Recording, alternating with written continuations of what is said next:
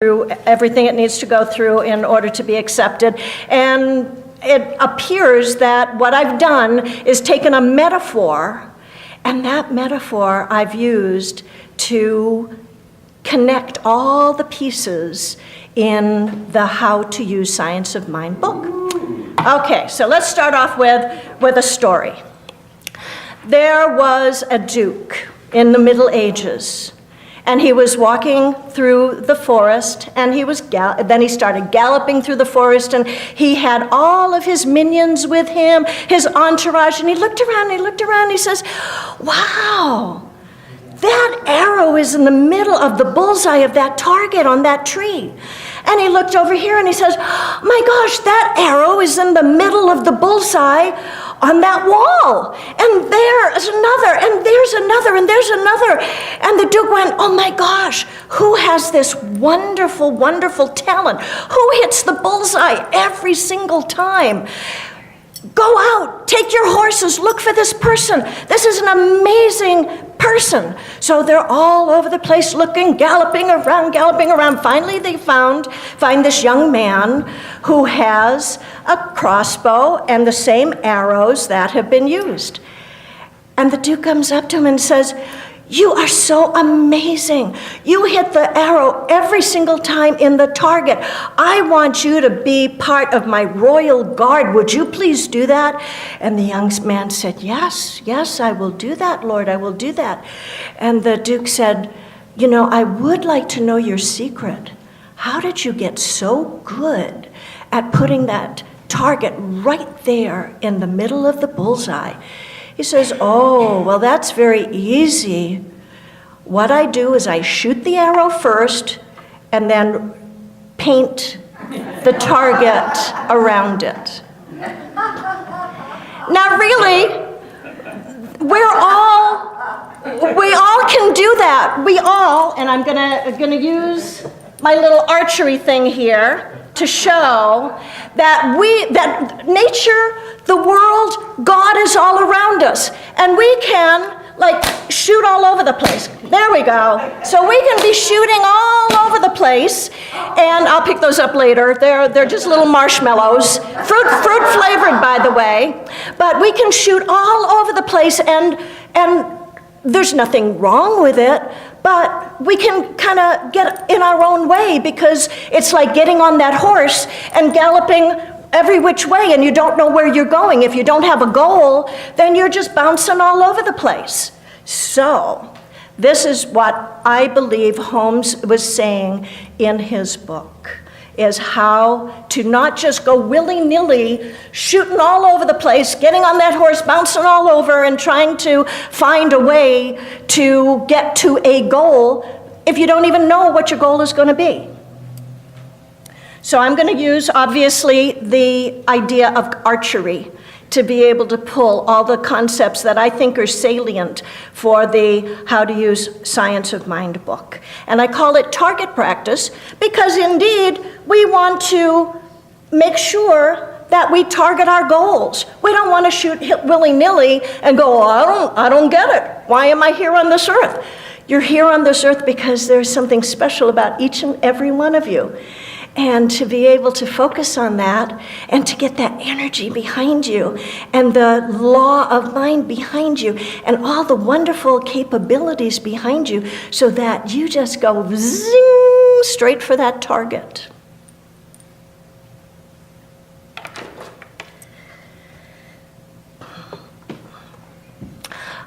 I had a cousin who passed away a few years ago, and she was in New Orleans. And she used to call me, and she'd talk Creole to me, and she'd tell me all the wonderful things that were happening in New Orleans. And we just talked over the years, and I never realized that she was as spiritual a being as she was. When I went to help with her funeral, I saw that she had rows and rows and rows and rows of books. And I had the pleasure of being able to go through those books and take the books that really mattered to me.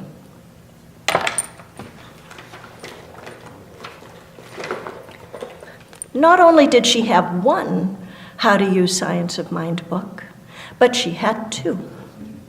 They may be, they might be upside down. But anyway, this is like out of the 40s, these books that she really loved these books. And when I went through them, she had written on them every single page, a note, a comment, an insight, something that mattered to her. And that, to me, is why Holmes wrote, well, he actually didn't write, other people wrote for him, but he put all these things together and put them down in paper, and he edited them. And he was the integrator of all these wonderful people at his time. And that's what I hope for everyone in this room, that they can take Holmes's writings, all the wonderful things that he has offered, and be able to write in his book, as my cousin did, and say, I own this. I integrated this. This matters to me. This is how I wish to live my life. And who knows, maybe you'll end up writing in not just one book, not just 2 books, but many more, because you'll be so inspired to be able to go, wow, you know, this is really speaking to me, and I want to move forward with this message.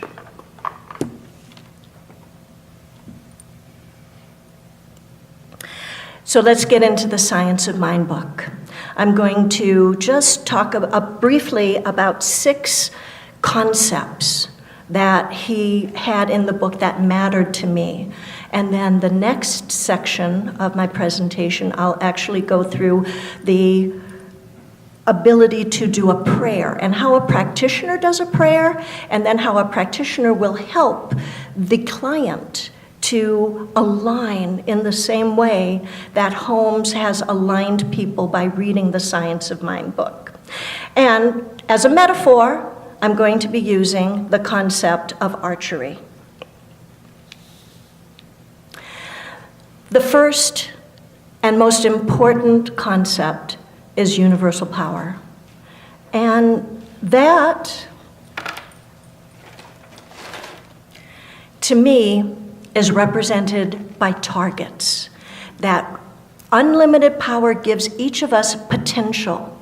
We have a potential here, and that can be a target, a potential target. Then we have another potential target and another potential target. These are limitless. And the whole idea of having spirit here is to be able to know that we have all these wonderful potentials that we can use and be inspired from and have fun with. So the first one is universal power. And that means potential, potential, potential for anything. And it also relates to the first commandment. Thou shalt not have any gods before us. So God is it. This is it. And all the potentials that we as human beings can have are through our connection with spirit.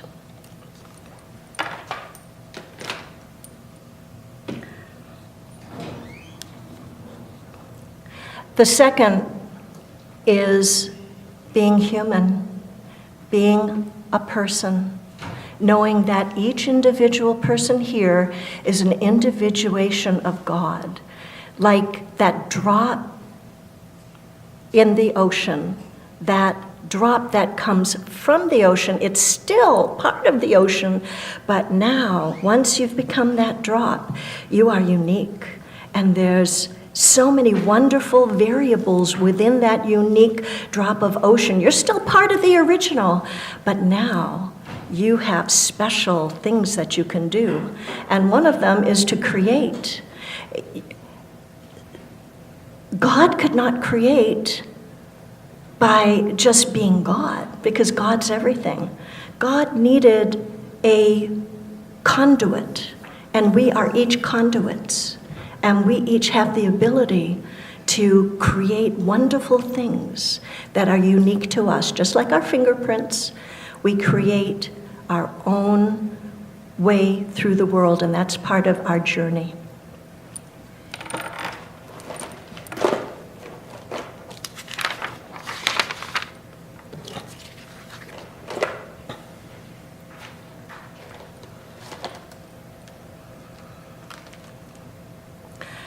So using the metaphor, the archer, when you look at somebody who has decided to create, they are taking up their bow. And they're saying, okay, I want to take some kind of action. I want to create something. I want to aim specifically at something. And that is what the archer does. Says, all right, God, I've got the urge. I'm going to make this happen.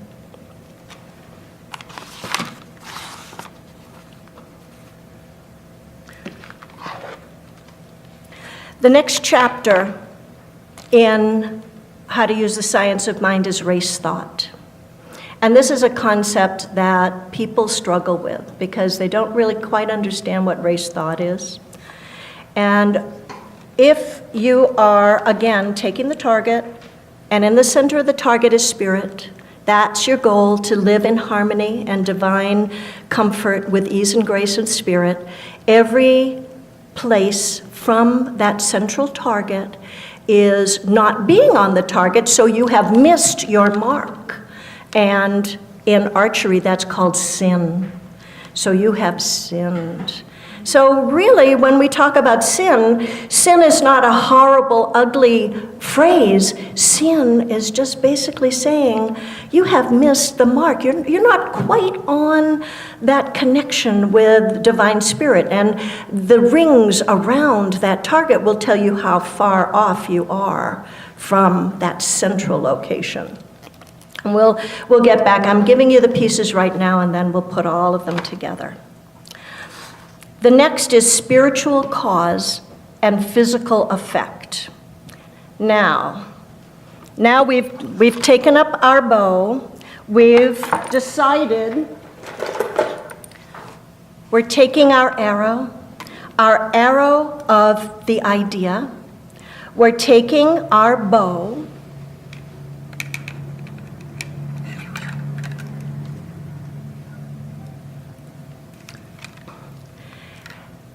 And the bow is the law of mind.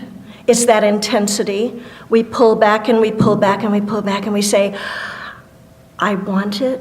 I'm going to have it. I'm determined. I believe I can have it. And you're just meditating and meditating and meditating and saying, I know, I know, I know. And as you do that, you continue to keep pulling back, pulling back, pulling back until you get to that point where you go, I got it. I got it. And then you can let that arrow go. That was a little short, but you get the idea, and you're going toward your target. And the target, you want to get to the bullseye. So this relates to the arrow being the seed of the idea. So I want that new car. I want that promotion. I want a new person in my life that makes me happy. This is your seed idea.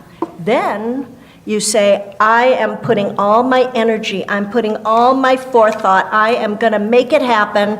I am going to revitalize this, and I'm going to make it exciting. And then when I finally decide to let go and let God, that's when it hits the target. And that's the flow that each of us takes if we want to get exactly what we want to get in God's time, in harmony with spirit, with ease and grace. Because we might say, hey, I want a red car, but you end up getting a tremendous deal on a blue car that you never even thought you'd like.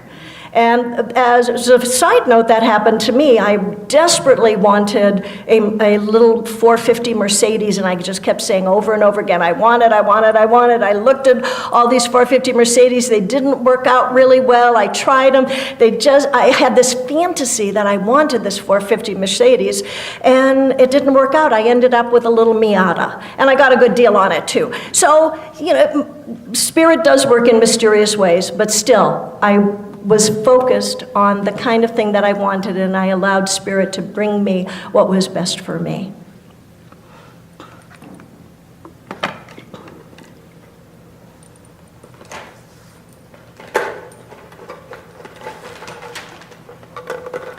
As humans, We have all these potentials all around us.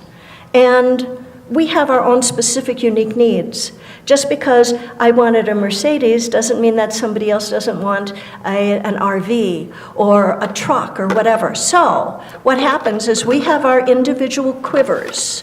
This is our special environment that is totally our own unique needs. And in this quiver we hold our own little ideas. So I might say, oh, I want a Mercedes here, I want a new house, I want a new relationship, whatever it is, and it gets popped into this quiver. So when we take out that idea, we choose that idea out of our quiver of potential. Remember, God gives us any potentials we want, but we have given a subset of potentials here.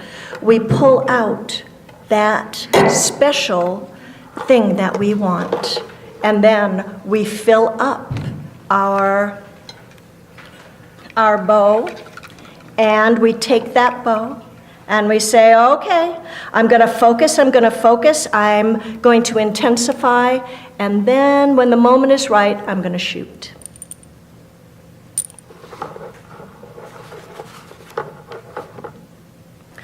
Well, this is all well and good, and now you've got the kind of idea of how the mechanisms work, and this is how Holmes says that you can achieve different things that you want to achieve.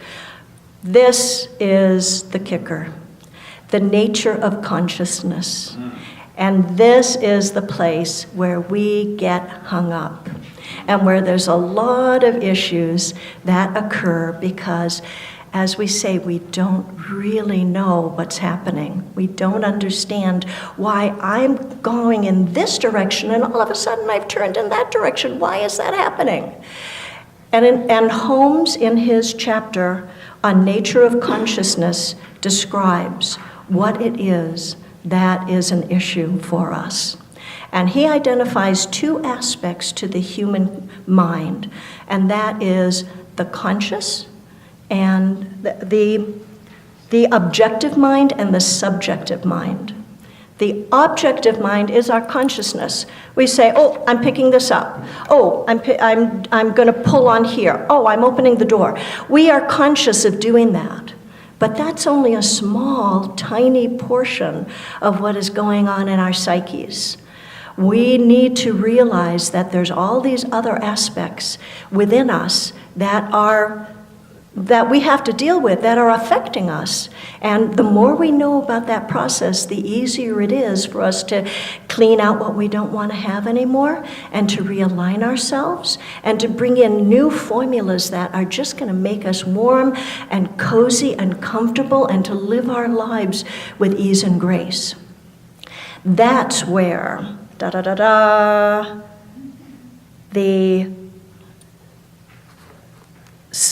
subjective mind comes in. And the subjective mind is that if you're looking at an iceberg, the top of the iceberg is our consciousness, and it's only a tiny, like 10th portion. And then if you're looking deep under the water, that iceberg gets bigger and bigger and bigger as it goes down farther. So that's what we have to contend with. And Holmes does have ways of contending with it. It's just recognizing that it is within each of us. One of them is race thought. Race thought comes in and it kind of gets glommed onto us. Like if we had a tough experience in our childhood, well, we might be able to flush that away by thinking good thoughts about it, and that's wonderful, but it might stick to us too. And if it's sticking to us and it's holding us back from getting what we want, then that is an opportunity to know that somewhere in our subconscious, we are unconsciously having this belief, and it's acting on us. So we are taking our arrow and we think, well, I'm shooting over here because I really want that car. And then all of a sudden, we just go, whoop, because our subconscious is saying, did you remember the last time you had one of those cars? That car didn't work, and you shouldn't be having red, and because this and that and the other thing, and before you know it, your brain is all confused because you've specified that this is what you want, and then the subconscious comes up. The race thought comes up. You watch a television program or an ad, and it says, no, you don't want that car. You wanted this other car. And you go, uh-oh, well, gee, what I wanted, it's not, I guess it's not good for me, because my subconscious is kind of bubbling up and saying, this is not what is the way it should be. So all these little formulas we have to get rid of. All those patterns, things that need to just be cleaned and cleared and cleaned and cleared. And that happens with prayer. When a practitioner comes to you, or you go to a practitioner or a minister, and you're asking for guidance and support, the practitioner is knowing the truth for you, that all that other stuff is just stuff. And it can be cleaned and it can be cleared, and that practitioner knows the truth for you. You are a child of God. You have all these wonderful potentials within you. You can have the world in the way that you wish it to be, because as you clean and clear all this subconscious junk that's in your system, that way is made known for you. That target is lit up and it sparkles and it says, here I am. Nobody else can tell you anything but to go to this target and to shoot for it, because everything else is just nonsense. And that is the issue of the subconscious. He goes into a whole lot more, and I've done a little design of how to clean and clear, which I've written in my dissertation. But the point is, we can't take that subconscious too seriously. If something is niggling us and making us agitated, then that is not spirit. Spirit is beauty, is joy, is love, is harmony. It is the direction that is going to make your life abundant and prosperous. All the other stuff is what you have to deal with and clean and clear. And as a side note, Dr. Marilyn, when I was taking classes with her, one of the things that I wanted to remember and share with everybody that I see is the idea of us being a glass. And that glass could be dirty, and what we do is we continue to clean and clear. We put that water through our glass, and we clean it and we clean it and we clean it, and that's how prayer works for us. It just cleans our glass, and we do that on a regular basis. And that is the ultimate prayer to me, that I live cleaning that glass so that the subconscious does not have a hold on me. The subliminals on TV do not have a hold on me. The DNA in my family structure does not have a hold on me. 450. That echo does not have a hold on me.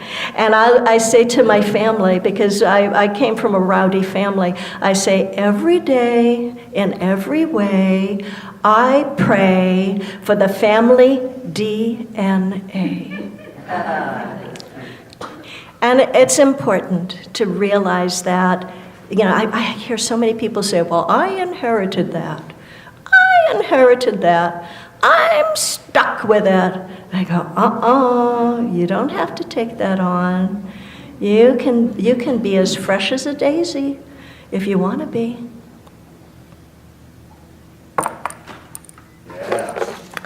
So that's the nature of consciousness.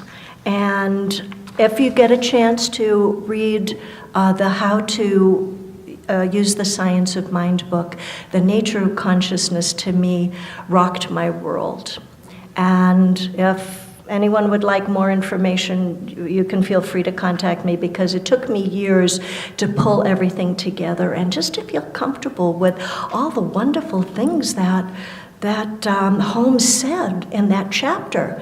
It's mind-blowing if you read it and contemplate on it. So now we're on the second section of my presentation. The first one was the concepts that I pulled out of the Science of Mind book. The second one now is how to put all those pieces together so that we can use them, and when we go into a practitioner, we can see, what's that practitioner doing for me? How are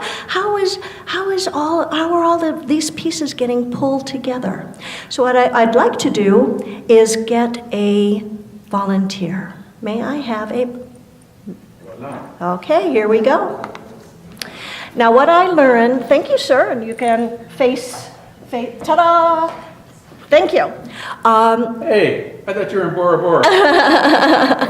So when we go to a practitioner and we have our prayer, the practitioner prays this way for himself or herself and then supports the client in the same manner. So I'm going to use the concept of archery to be able to have it stick in your mind what is happening. So the first step is to know spirit. So looking around, we say to the client and I say to myself, what is spirit? So what is spirit to you? How do you connect with spirit?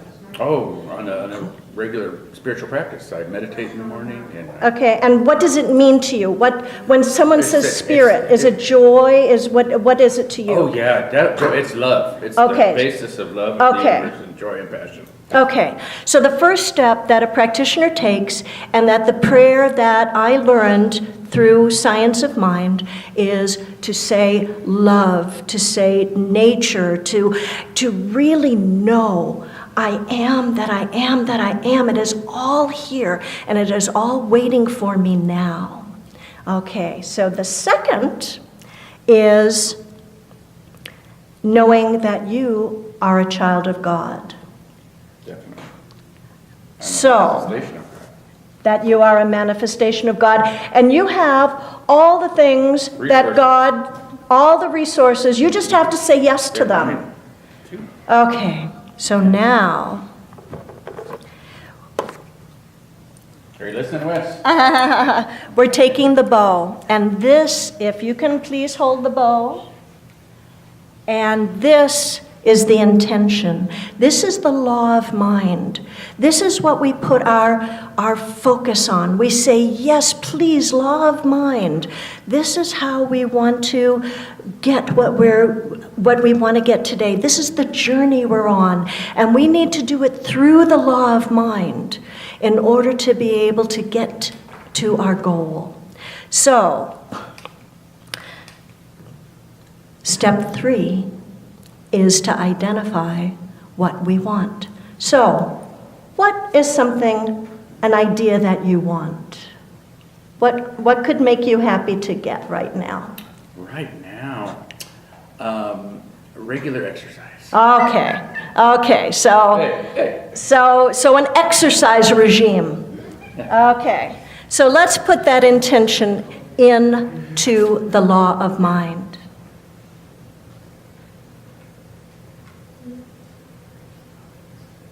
Okay, so he now has his intention, and it is being fostered by the bow, which is the law of mind.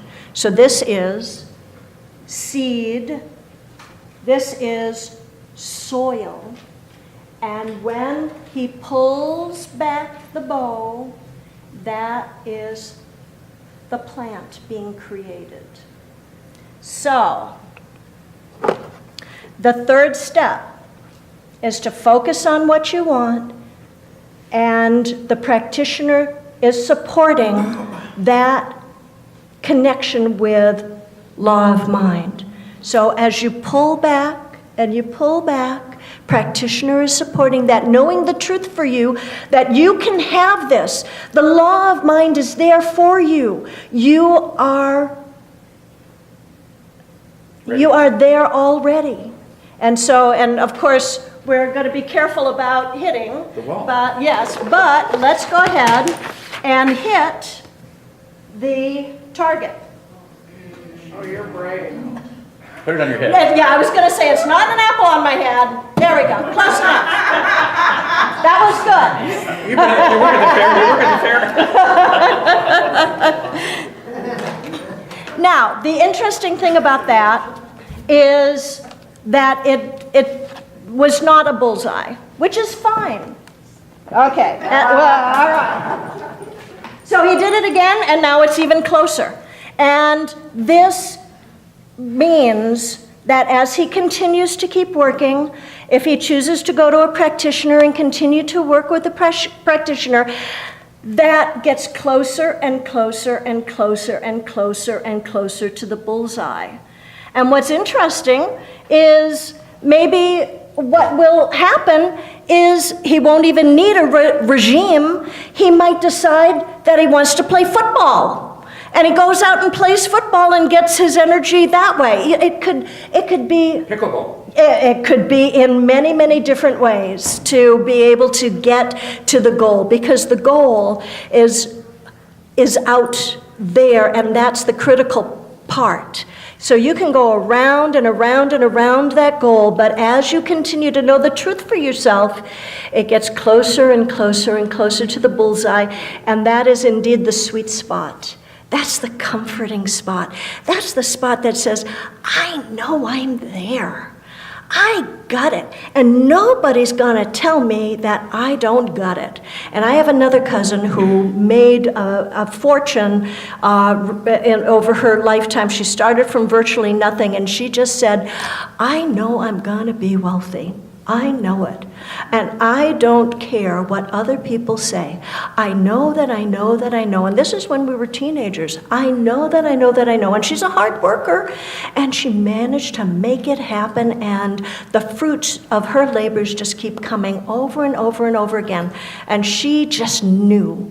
And that's what practitioners and ministers want from all of their people. They want you to know that you know that you know that you know. And no one can tell you that that isn't for you, because you know deep down inside with your connection with Spirit that nothing and no one and no how and no way, which is what my cousin would say, no way, no how, no time, no no one's going to tell me that I can't get what I want. And indeed, I have watched her over the years just blossom and have wonderful things that she told me when we were teenagers, that was what was going to happen. So, I thank you so much. I appreciate your time. Thank you very much. A little applause. So to tie up, in conclusion, just want everyone to know that we have many different ways of connecting with Spirit. We learn the underlying spiritual truths that hold us together, and that is indeed in the book.